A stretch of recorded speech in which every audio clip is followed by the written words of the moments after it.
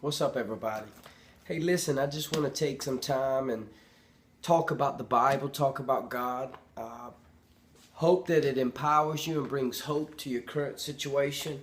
I'm in the book of Matthew, chapter 8, verse 23. In reading, it says this: Then he got into the boat, and his disciples followed him. Now listen, first off, Christian, if anybody told you that following Jesus was easy, they lied to you.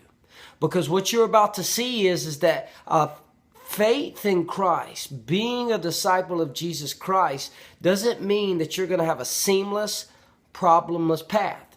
It just means that because you have faith in Jesus, you've been connected to one that makes things that you used to couldn't get through now possible to get through with his help. Listen to what he says. It says this: Then he got into the boat and the disciples followed him. Suddenly, a furious storm came up on the lake, so that the waves swept over the boat. But Jesus was sleeping. So they're on this boat, this big storm's coming, and Jesus is at the front of the boat asleep. It says the disciples went and woke him up saying, "Lord, save us." They were terrified. Have you ever been full of fear?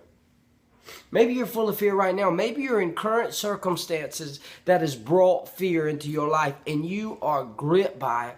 It's almost like an evil encroaching thread that has shot through the fabric of your existence, and it has paralyzed you. And you cannot focus on what you're doing because you just can't concentrate because you're scared to death of what's going to happen. And circumstances are on top of you. And you're like the disciples screaming, "Lord, save me." And some of your prayers you feel have been hitting the ceiling. And you've begun to grow weary. And you have begun to doubt. And you're wondering if God is so good. Where are you at, God?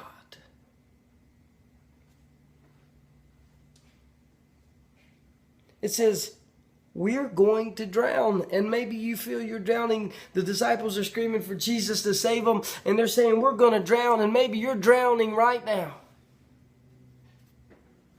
Jesus woke up and he replied to him. He said, "You of little faith, why are you so afraid?" Then he got up and he rebuked the winds and the waves, and it was completely calm. Then men were amazed. The men were amazed, and they asked, "What kind of man is this that even the winds and the waves obey him?" Listen, Jesus calmed the winds. He calmed the waves. And in thinking about this story relevant in our lives, he comes in and he gives comfort and he gives us peace. And despite what's going on around us, we begin to see through a different pair of lenses.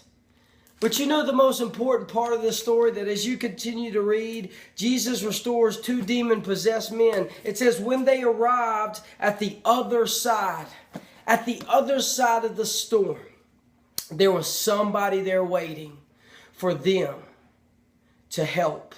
And maybe what you're going through today, you need to know this. Maybe what you're going through today has little to do with you and a lot to do with the next man on the other side needing for you to help them get through what you're coming out of, because now God's allowed you to have an experience and a breakthrough that can benefit them. My God.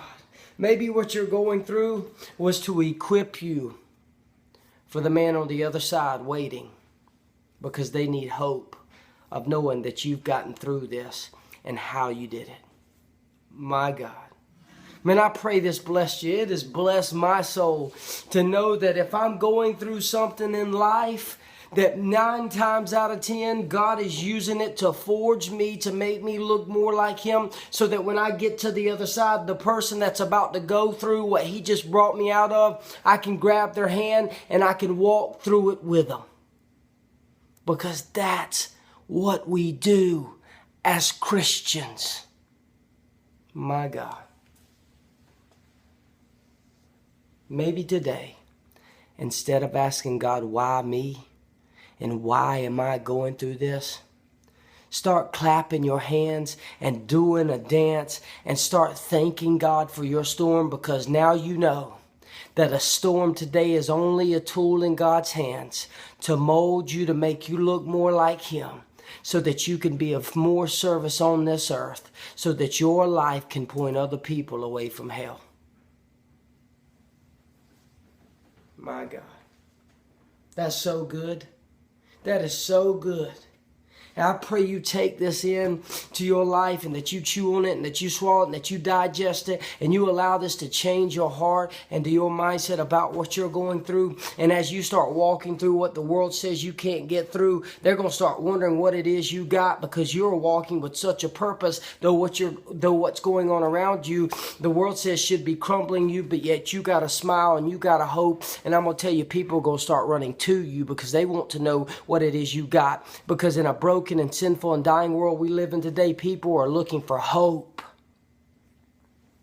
And when they see you walk like you know something they don't, they want to know what it is you know. My God, I pray this bless you. Share it with somebody. Somebody needs to hear this, that there is hope in situations, and His name is Jesus. And I'm telling you, let's shout it from the rooftops, and let's let people know that He is still in the miracle-making business, and He is still alive, and He is still well, and He is still saving folks.